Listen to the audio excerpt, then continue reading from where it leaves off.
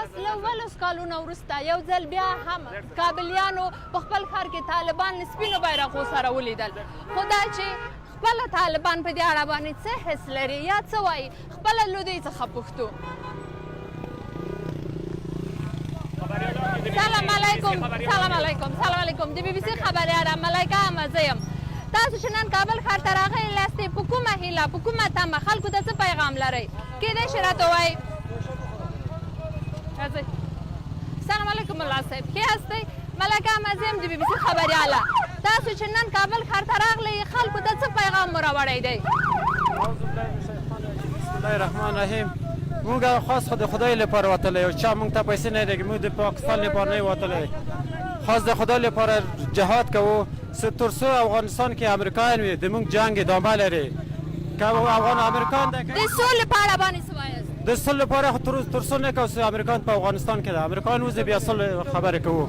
اوربند نم تمه څه ده نن آخري ورځ ده، آیا تاسو هیله لرئ چې دا وغځېږي؟ اوربند کې خو موږ خوشحاله یو یو څو ورځ نور هم اوربند چې عام خلک آزاد وګرځي.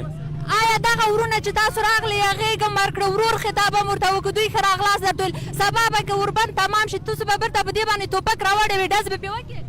موږ خو ډېر خوشحاله چې اردوم چې چې امریکایان باندې چې امریکایان مردار شي د افغانستان وځي. زه افغانان ښیم کوم چې تاسو یې دومره په مینه ښه راغلاست ویل، آیا دوی باندې به ته بیرته ډز وکړې کله چې اوربند خلاص شي؟ موږ خو تر څو امریکایان دلته یې دوی سره یې امریکایان سره وګرځي، موږ خو امریکایان وژنو، که امریکایان سره وي خو خامخا دا خو عام ولس دی، دا عام ولس خو ډېره مینه درکړه، په تاسو یې څه اغېز وکړه، څه حس یې درکړو؟ موږ خو عام ولس موږ خو شریعت تاسو ولیدل چې پس له 15 کالونو وروسته بیا هم په کابل ښار کې طالبان له خپلو سپینو بیرغو سره راڅرګند شول، چیرې چې د کابل ښاریانو په ډېره ښه مینه ورته ښه راغلاست وویلې.